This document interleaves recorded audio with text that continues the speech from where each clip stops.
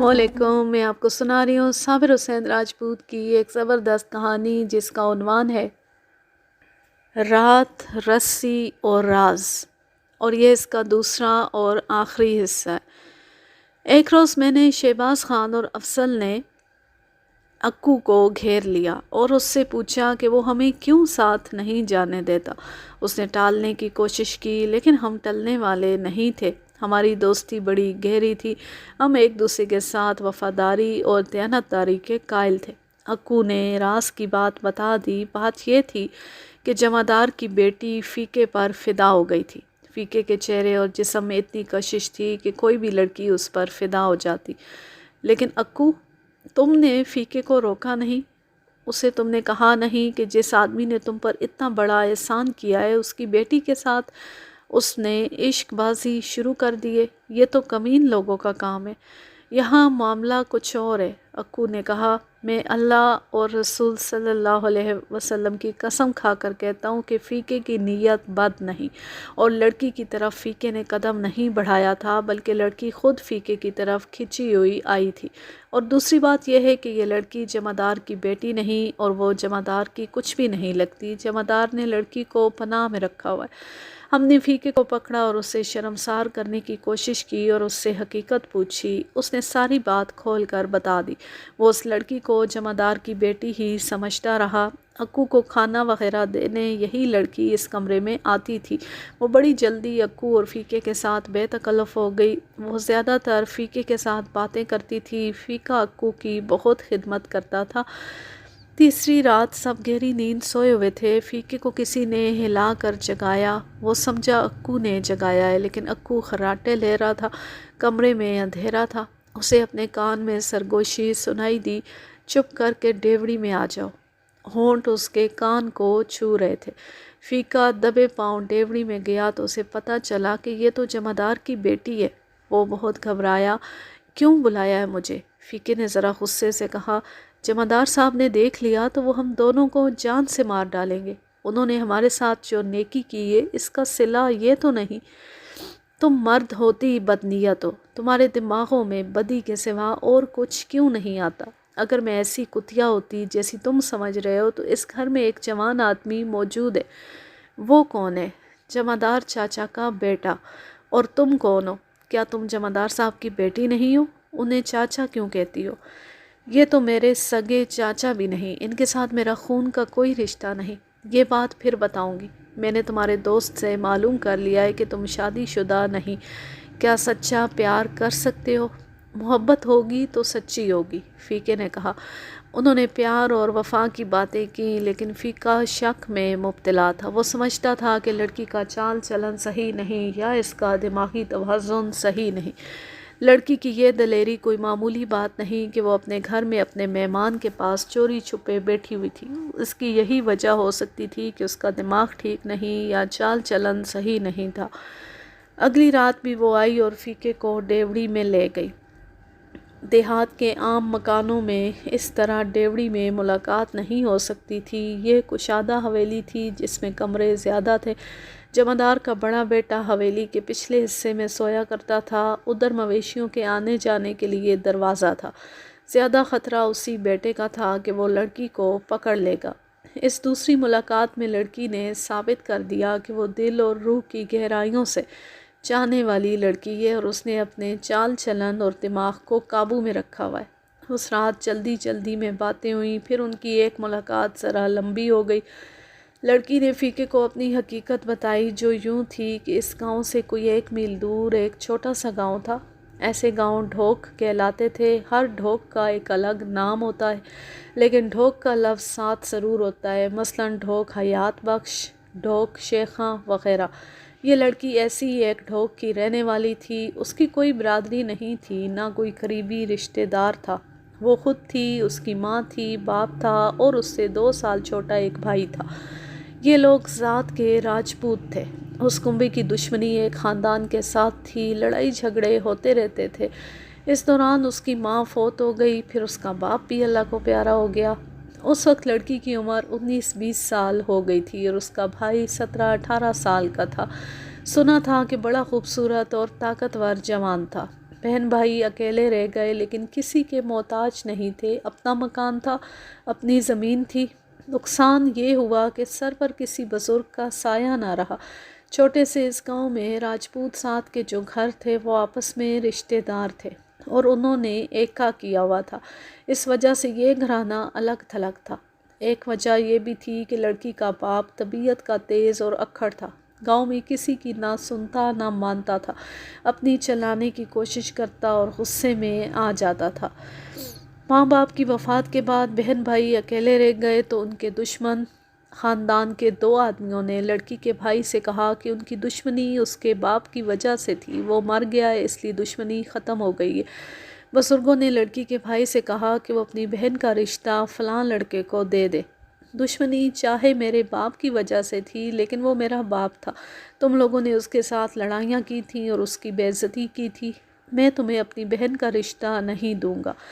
اس کے بعد گاؤں کے بڑے آدمیوں نے لڑکے کو سمجھانا بجھانا شروع کر دیا کہ رشتے دینے سے دشمنی ہمیشہ کے لیے ختم ہو جائے گی اور اس سے بھی کسی کی بیٹی کا رشتہ مل جائے گا، لیکن لڑکی کا بھائی نہ مانا۔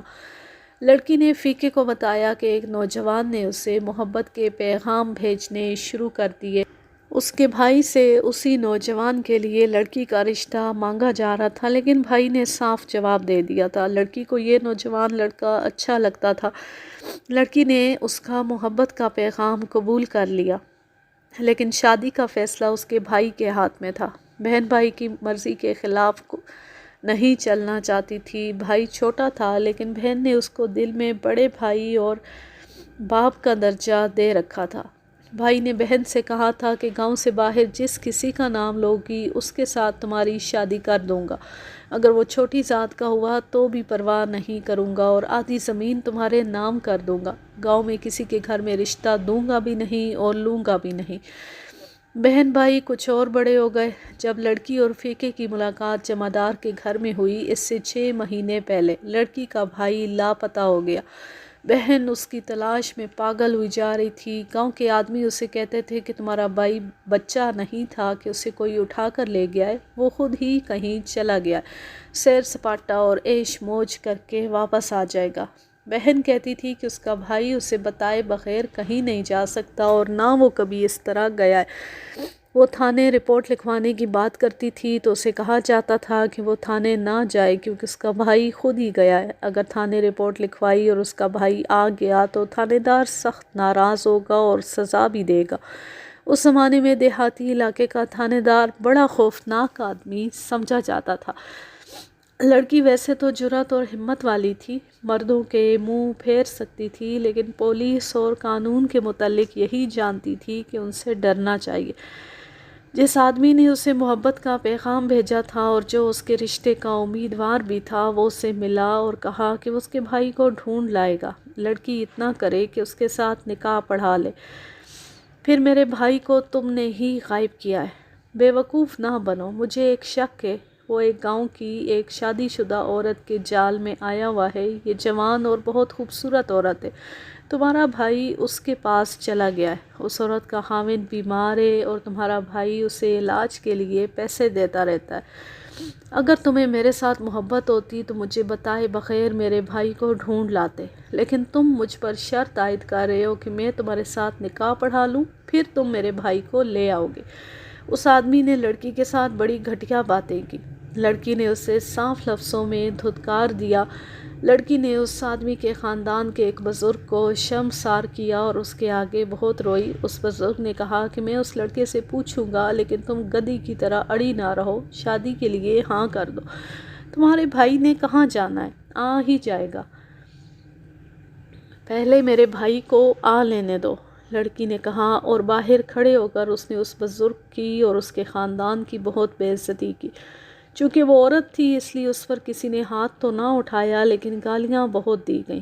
آپ سن کر حیران ہوں گے کہ اس پر اس لیے ہاتھ نہیں اٹھایا گیا کہ وہ عورت ہے، لیکن اس اکیلی یتیم اور بے آسرا نوجوان لڑکی کے ساتھ بہت بڑا دھوکہ اور فریب کیا جا رہا تھا۔ یہ کوئی عجیب یا غیر معمولی بات نہیں تھی۔ آج بھی جب کہ دیہات میں نئی روشنی اور تعلیم پہنچ گئی ہے، لوگ ناک کی خاطر ایسی ہی حرکتیں کیا کرتے ہیں۔ اس زمانے میں تو لوگ کسی لڑکی کے رشتے سے انکار کو اپنی توہین سمجھتے تھے اور قتل اور اغوا تک نوبت پہنچا دیتے تھے۔ لڑکی روتی تھی اور اس کے ساتھ ہمدردی کرنے والے بہت تھے، لیکن دلی طور پر کوئی بھی ہمدرد نہ تھا۔ لڑکی کو چاہنے والے امیدوار نے 2-3 بار اسے کہا کہ وہ اس کے ساتھ نکاح پڑھا لے اور وہ اس کے بھائی کو ڈھونڈ لائے گا۔ میرے بھائی کو تمہاری صورت سے بھی نفرت ہے۔ اب تو میرے بھائی نے بھی آ کر کہہ دیا کہ تمہارے نام پر انگوٹھا لگا دوں تو بھی نہیں لگاؤں گی۔ اس سے تیسرے چوتھے دن گاؤں میں یہ خبر آئی کہ لڑکی کے بھائی کی لاش گاؤں سے 1.5-2 میل دور کھڈوں کے ویران علاقے سے برآمد ہوئی ہے۔ لاش ایسی جگہ پڑی تھی جہاں سے کوئی راستہ نہیں گزرتا تھا۔ لاش کا پتہ اس طرح چلا کہ اس کا کوئی حصہ، ہاتھ یا پاؤں، ایک آوارہ کتے کے منہ میں کسی نے دیکھا۔ یہ راستہ تھا جو لاش والی جگہ سے بہت دور تھا۔ کتے کو ڈھیلے اور پتھر مارے گئے تو وہ اس انسانی عضو کو پھینک کر چلا گیا۔ دیکھنے والوں نے یہ دیکھ لیا تھا کہ کتا کس طرف سے آ رہا تھا۔ یہ آدمی ادھر گئے، دور انہیں ایک ٹیلے پر گدھ بیٹھے دکھائی دیے۔ یہ نشانی ہوتی ہے کہ وہاں کسی جانور کا مردار یا کسی انسان کی لاش ہے۔ آدمی وہاں تک گئے۔ راستے سے کئی فرلانگ دور کھڈوں اور کٹی پھٹی زمین پر ایک جگہ لاش پڑی تھی۔ صرف چہرہ سلامت تھا، باقی جسم کی ہڈیاں اور کہیں کہیں گوشت بچا ہوا تھا۔ گردن اور ایک کندھا بھی ابھی ٹھیک تھا، باقی جسم گیدڑوں، کتوں اور گدھوں نے کھا لیا تھا۔ لاش تھانے پہنچی، لڑکی کو بلا کر چہرہ دکھایا گیا۔ بہن نے اپنے بھائی کا چہرہ دیکھا تو غش کھا کر گر پڑی۔ اس نے تو اب ساری عمر خشی میں ہی گزارنی تھی۔ وہ ہوش میں آئی تو اسے ایک انگوٹھی دکھائی گئی۔ اسے اس نے پہچان لیا، یہ اس کے بھائی کی انگوٹھی تھی۔ بھائی کے گلے میں کالے دھاگے سے بندھا ہوا سونے کا ایک تعویذ تھا۔ یہ تھانے دار نے لاش کے گلے سے اتارا۔ بہن کو یہ تعویذ دکھایا گیا تو اس نے پہچان لیا۔ لاش کی شناخت ہو گئی۔ چونکہ لاش کھائی ہوئی تھی اس لیے پوسٹ مارٹم سے یہ پتہ چلانا ممکن نہیں تھا کہ موت کا باعث کیا ہے۔ وہ تو ہڈیوں کا ڈھانچہ تھا، پوسٹ مارٹم کیا ہونا تھا؟ میرا خیال ہے کہ سر اگر ٹھیک تھا تو پوسٹ مارٹم کرنے والوں نے کھوپڑی کھول کر دماغ دیکھا ہوگا۔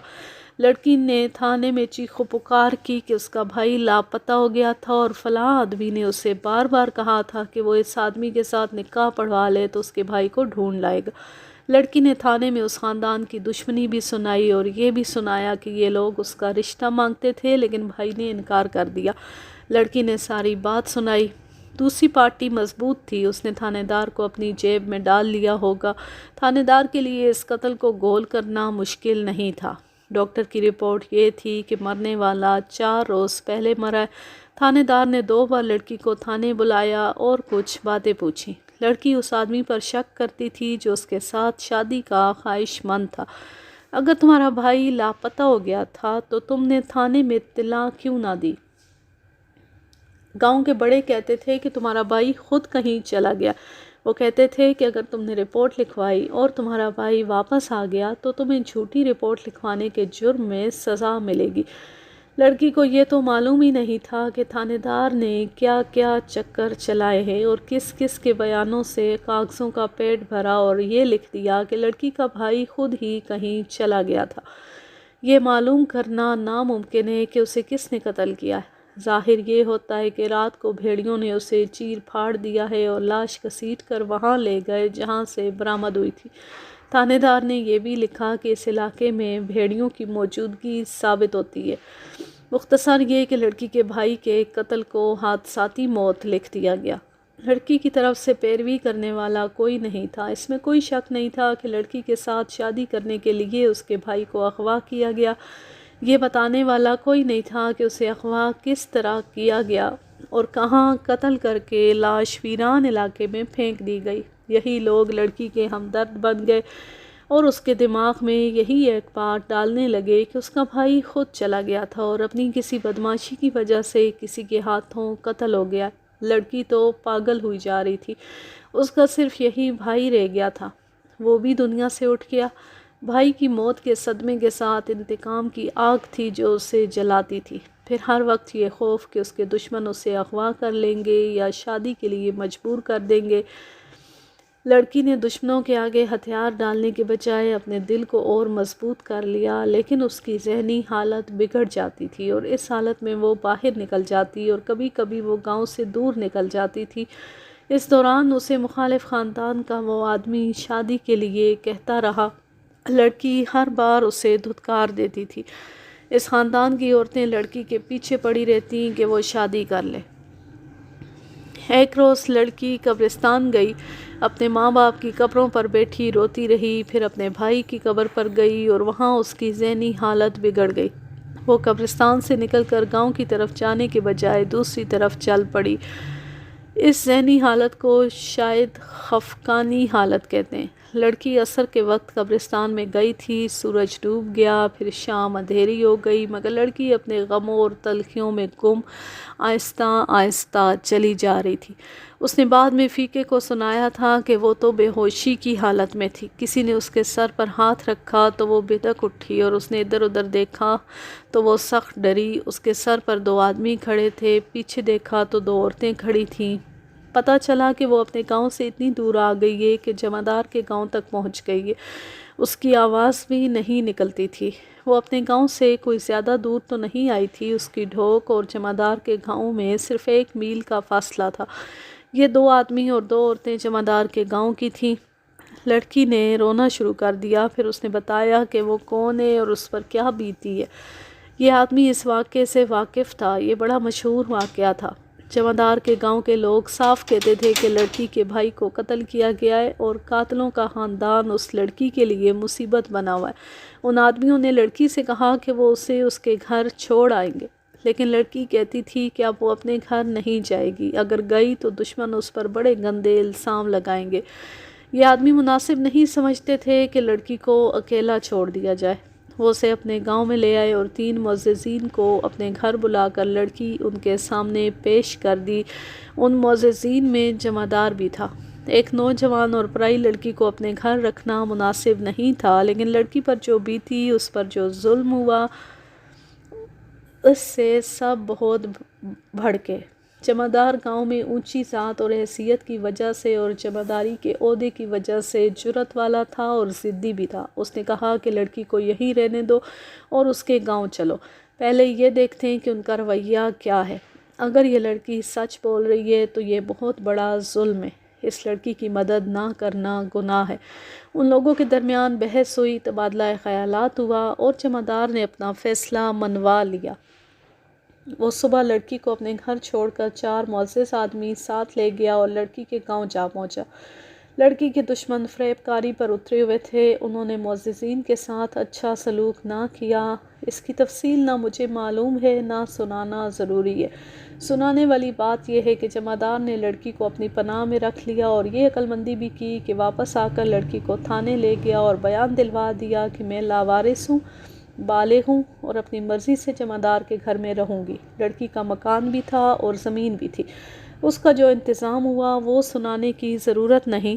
لڑکی کے دشمنوں نے اب دشمنی کا رخ جمعدار کے گاؤں کی طرف پھیر دیا، لیکن جمعدار خود بھی صاحب حیثیت تھا اور اسے گاؤں کے معززین کی حمایت بھی حاصل تھی، اس لیے ڈھوک والے کچھ بھی نہ کر سکے۔ لڑکی جمعدار کے گھر رہنے لگی اور یہ وقت آیا کہ اکو کو زخمی حالت میں جمعدار کے گھر پہنچا دیا گیا اور اس کے ساتھ فیقہ بھی وہیں رہا۔ لڑکی کے دل میں فیقے کی محبت پیدا ہو گئی۔ اکو اپنے گاؤں آ کر تیسرے چوتھے روز ہندو سیانے کے پاس جایا کرتا تھا تو فیقہ اس کے ساتھ جاتا تھا۔ وہ کسی اور کو ساتھ نہیں لے جاتے تھے۔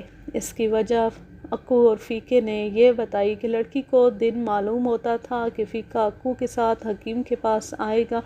حکیم ساتھ والے گاؤں میں رہتا تھا۔ لڑکی راستے میں کہیں چھپ جاتی اور جب فیقہ اکو کے ساتھ آتا تو وہ راستے میں رک جاتا اور اکو حکیم کے پاس چلا جاتا تھا۔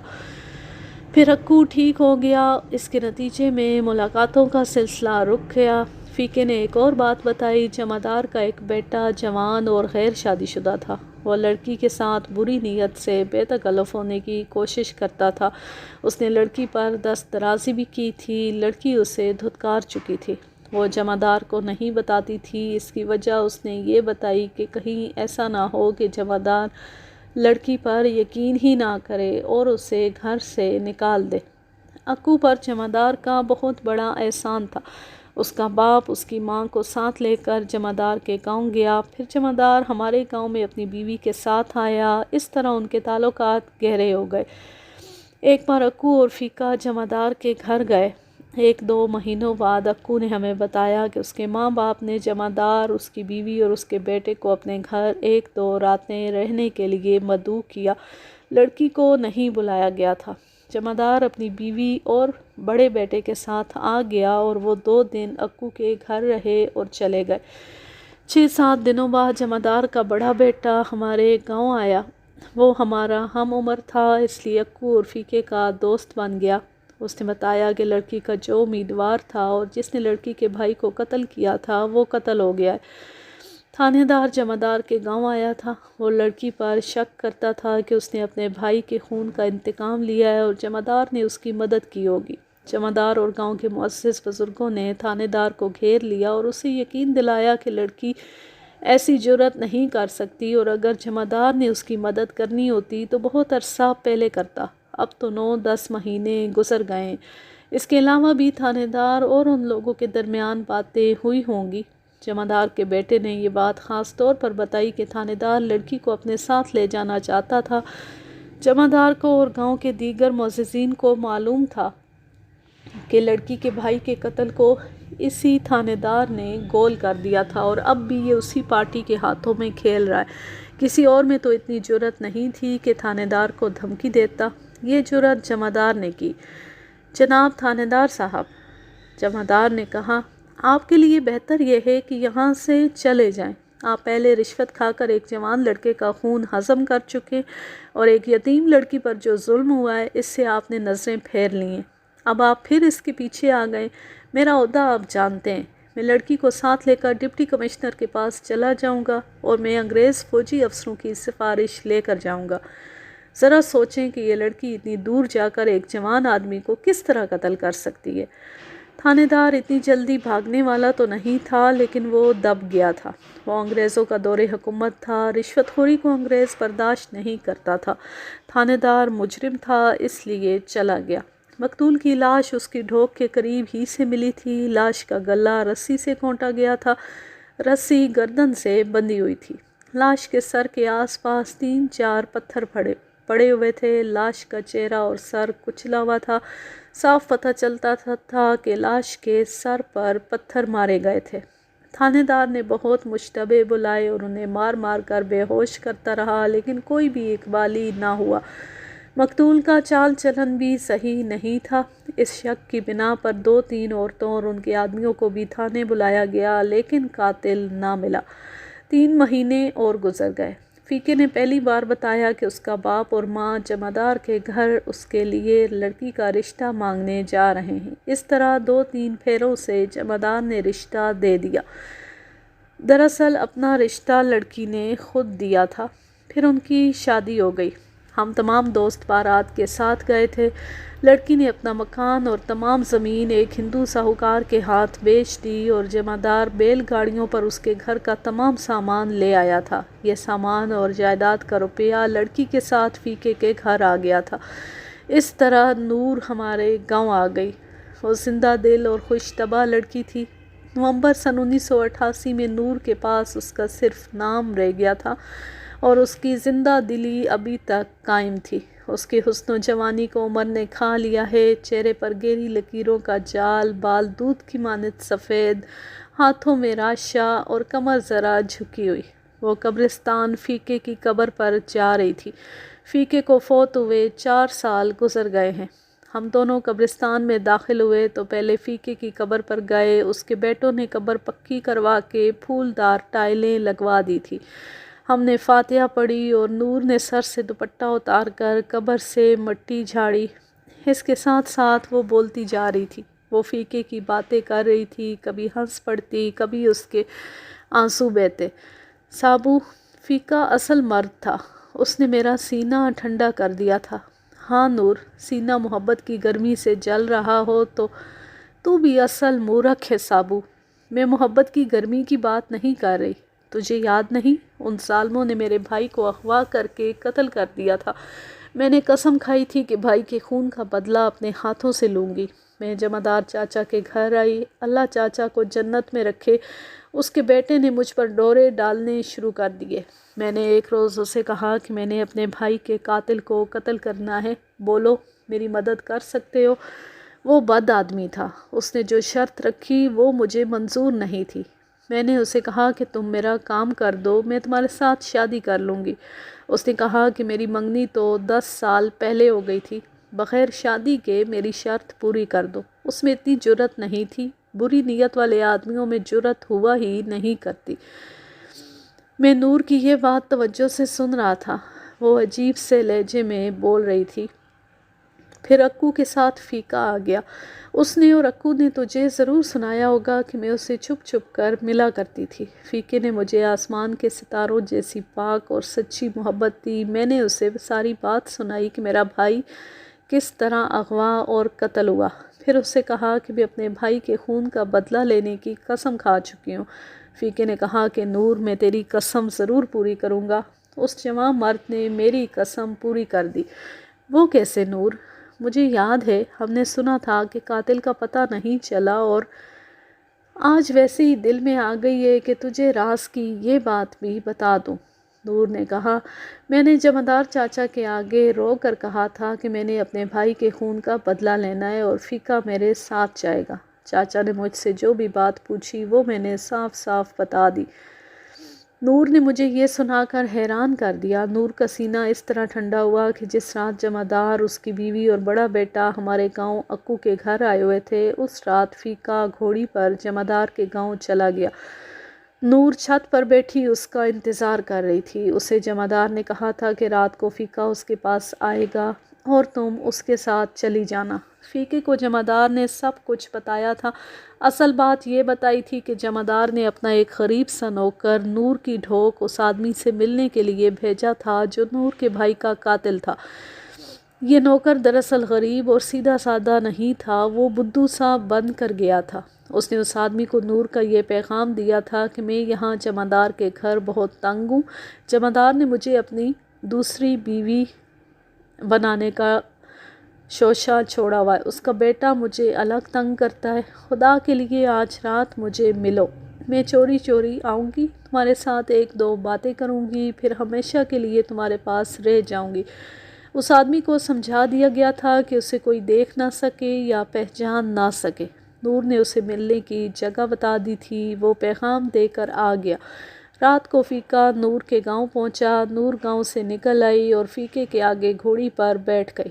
وہ فیقے کو مقررہ جگہ سے کچھ دور لے گئی، گھوڑی ایک کھڈ میں چھوڑ دی گئی، نور اکیلے آگے گئی۔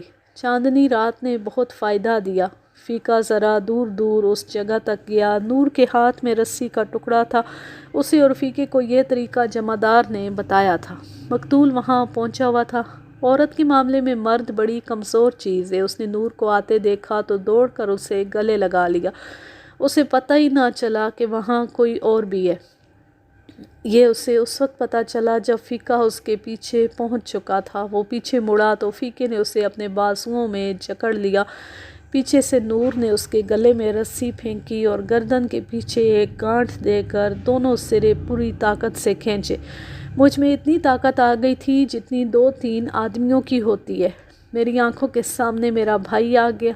میں نے بھائی کے قاتل کو 1 منٹ میں ختم کر دیا۔ فیقے نے اسے چھوڑا تو وہ گر پڑا۔ چاندنی میں مجھے 2-2 سیر، 3-3 سیر وزنی پتھر نظر آئے۔ وہ مردود مر گیا، لیکن میں نے پتھر اٹھا اٹھا کر اس کے منہ پر مارنے شروع کر دیے۔ میں تو چڑیل بن گئی تھی۔ میں پتھر اٹھا کر اس کے منہ پر مارتی تھی۔ فیقہ مجھے وہاں سے گھسیٹ کر لایا اور اٹھا کر گھوڑی پر بٹھایا۔ فیقے نے نور کو اس کی ڈھوک کے باہر چھوڑا اور خود گھوڑی دوڑاتا اپنے گاؤں پہنچ گیا۔ اس نے صبح اکو کے گھر جا کر جمعدار کو بتایا کہ کام ہو گیا۔ جمعدار ایک اور رات رہ کر واپس چلا گیا۔